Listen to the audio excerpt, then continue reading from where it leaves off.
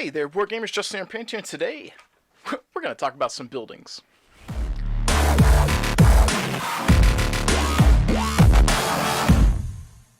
like to welcome you guys back to the channel. Thank you for tuning in today. If you are new here, please alpha strike that like and subscribe button like you mean it, like you're trying to take out the enemy mech, but instead we're going to channel all that energy into helping the channel grow. If you're a returning viewer, thank you so much for being awesome. Lance Mate, Sibco, Star Mate, Sibkin, all those terms, any of those terms, thank you for being awesome and being here. Now for today's video, I kind of want to give you guys an update on what I'm doing. Patreon subscribers have been seeing some updates to these as I am, or as I've been making progress, and these two in particular you may have seen on Instagram. But I kind of wanted to show you guys what I've been working on and give you some thoughts and insights on where I'm trying to go. So, first and foremost, this is the original prototype for my fire station for Battletech Alpha Strike, using the rules where you can destroy buildings. So this can pop off and reveal ruins, right? I think that is super useful and cool. Some of the feedback I got from Austin was that the heights of the levels didn't quite line up with the scale of Alpha Strike. I think that the building is fine, but he recommended if I do some more windows, like lines, it might make it look like it's more floors and make the scaling feel a little better, even if it is tall for in scale, which I'm fine with, because in Alpha Strike, the big buildings work. If this was to scale with Battletech, especially if you're going off Classic, it'd be super duper small, which makes it less functional. So I'm in favor of the big stuff. But from that one, this is where we made the initial painted prototype to pitch to Catalyst at Adepticon. So the painted version looks much better than the raw MDF, and I think gets the point across, and that is where the concept started. And I want to show you guys kind of where I'm going, the evolution of these two buildings. So I've got a few buildings here that I'm going to pick up.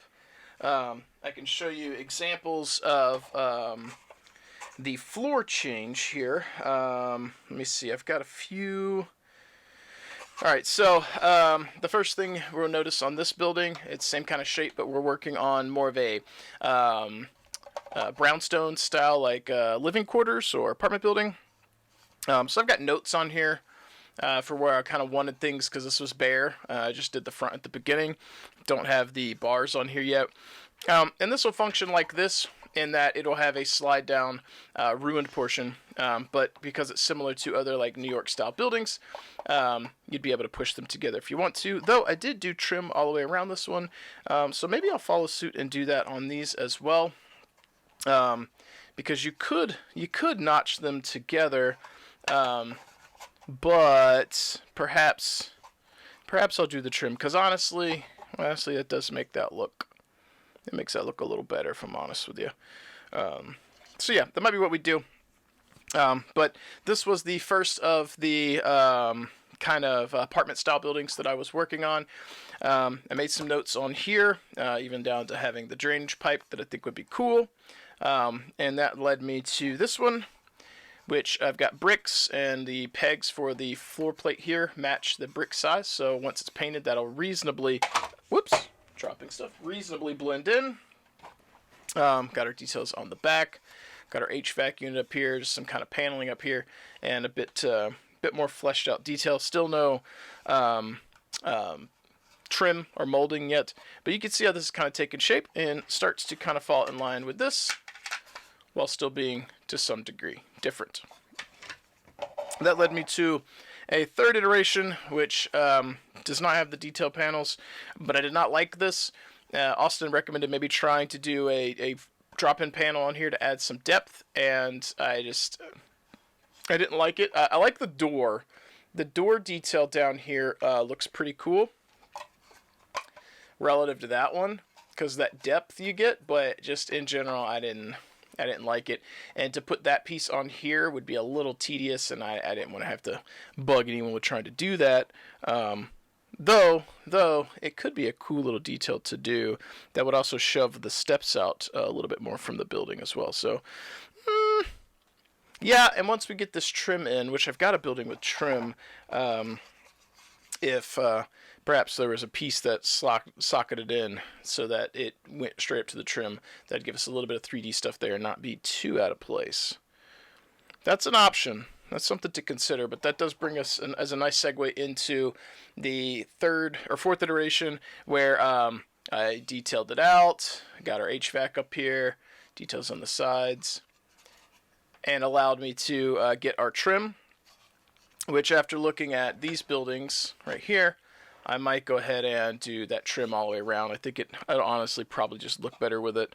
Breaks up the flatness of the building, which unfortunately with the kind of New York style buildings, a lot of these are going to be really square, but I want to do some that are stretched sideways. So like, you know, you got multi-side ones. And then have like a little storefront down the bottom of some of them with a little awning that comes out, stuff like that, which I think would be cool. And again, they'll all be functional, so when you pull them off, they'll be a ruined internal. So we'll see kind of where I go with that. I do really think we're going to wrap that banding around. I think it's just going to look better with it. That may change what I do with the drainage pipe, though. We'll see. I have plans to do some other buildings that have fancier geometry, some more sci-fi style buildings, or maybe some of the city buildings that are like skyscrapers, things like that, towers. Maybe try some different geometry there, but deviating too much from the fancy box makes it hard to do the ruined, slide off portion. So we'll see what I could do. I do want to do like maybe a hospital, police station, a church. I think a church would be really interesting to try and do, like a stone church. This is really like New York City kind of vibe I'm going for, because I'm thinking like Battletech in today, like Battletech in America, or Battletech in 2023. So I think that'd be cool, and then maybe doing like an armory or something. Looks like a National Guard reserve building or something like that.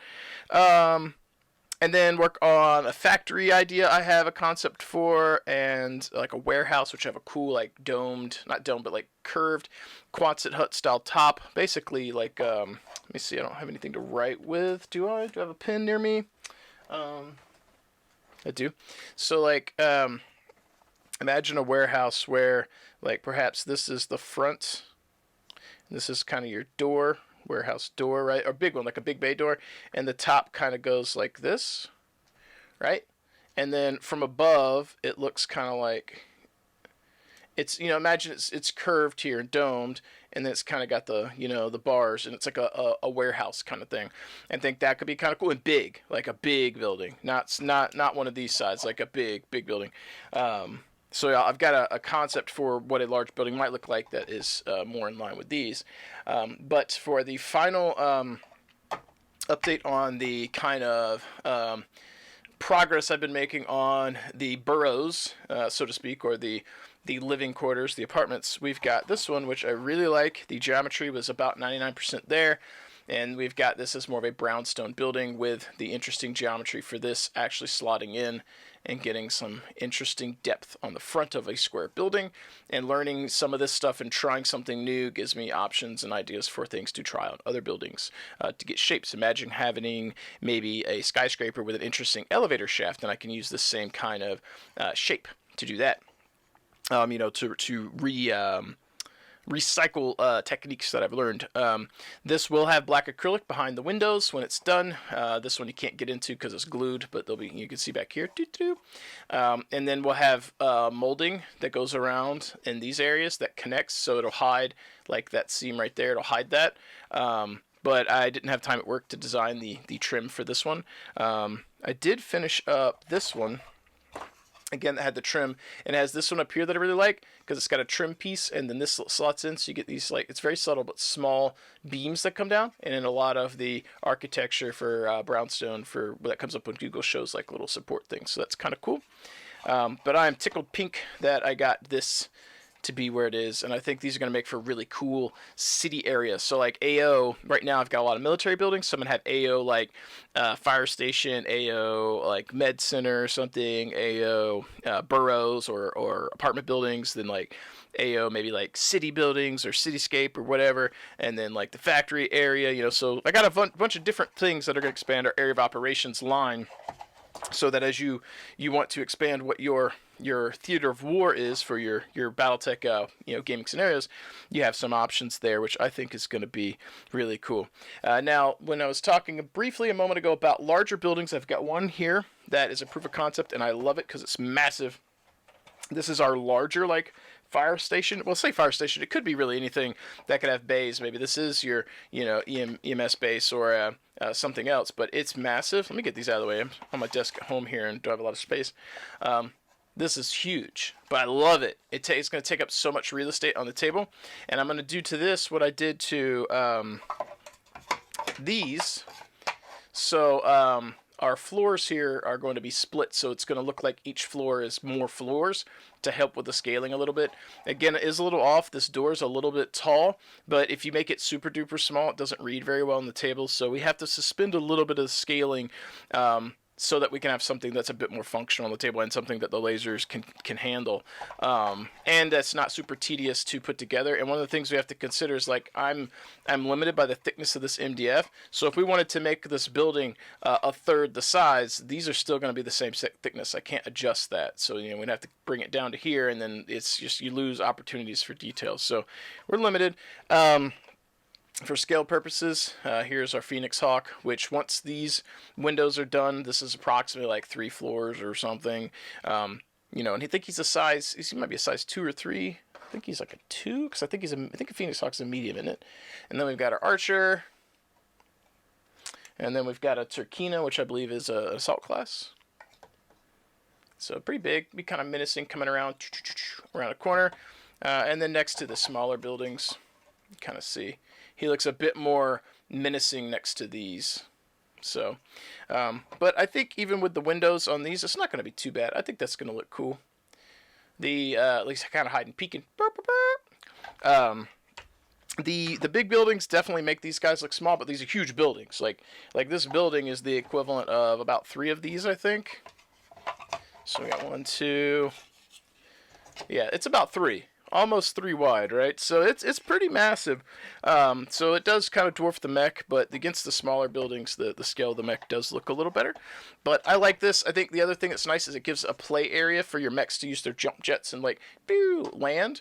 And you could even have like a little battle up here. You could have a couple of mechs and even have a little bit of, obscurity as they're trying. Like maybe that's the only place the Phoenix Hawk could land and they've got some obscurity, or a fight here, or a charge, or DFA. Like you got plenty of play surface, whereas on these small ones, it's limited play surface, right? You could do it, but it's limited. And then the same for the ruined parts of the small ones.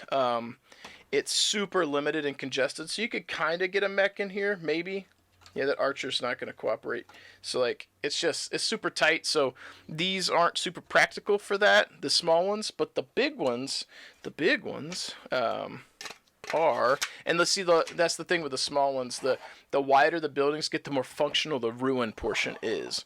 But this, when you pop that off, this is playable, right? So you see, like, for scaling, if you want these floors to work, it's got to be kind of big, because like that little notch here is going to hold like 1.5 mechs, maybe a stand of infantry or something, almost 2, but if we got it scaled right, it wouldn't. So if you want these to be functional, I'm defending my scaling, is what I'm saying. Some people like it, some people won't.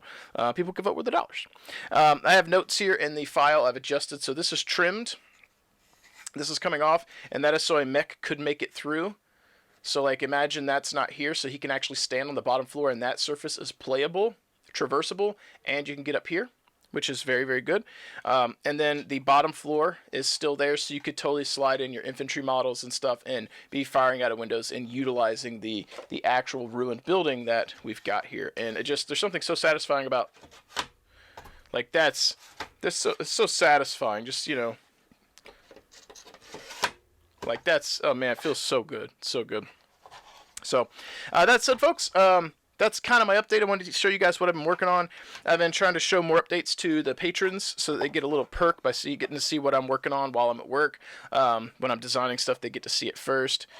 Give feedback, give thoughts. You guys on YouTube land are also welcome to give me some thoughts, recommendations on what you'd like to see. Sound off in the comments below if there's a certain aesthetic you'd like. Keep in mind the limitations of MDF, but happy to hear what you think would be cool to see us here at DRD Design, or for me to try and tackle. And see what we can come up with. And in closing, just one more time, I'm so bloody excited about that geometry. I'm so excited I got that to work. I got to work, and I ran that, and I was so worried about this contraption because it's like an odd shape. And let's zoom in here. I was going to sign off, but we'll zoom in here and show you, like, you can see how it connects, and there it is raw MDF on the side because there's no real way to get the two pieces of wood to meet. You can see here, like you can't bevel that cut, right? So you kind of have to hide it a little bit, but I was able to hide that, and then I cut these grooves where the back of the MDF slots in. So the piece of wood, it kind of slots in like at an angle and points out a little bit. Instead of socketing like this, it sockets like that.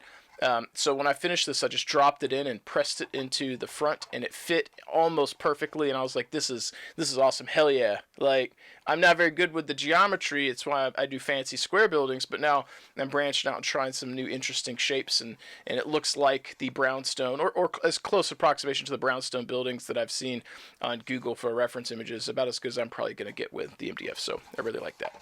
As always, though, folks, sound off in the comments below. Let me know what you're working on. Let me know what you think. If there's something you'd like to see me work on or try or tackle, I'd love to hear your thoughts. Hope you guys have had an awesome day. Hope you're getting some awesome hobby time in. But as always, if I do not sign off now, you know I will find something to ramble about. So as always, keep painting your models, keep painting your terrain, keep rolling your dice, and I will catch you guys next time. If you guys are still sitting here watching this, let's take a moment to put a pop-up here to showcase those wonderful Patreon supporters here. We'll let that scroll here, and thank you so much for supporting what I do. That's super awesome. I really do appreciate that.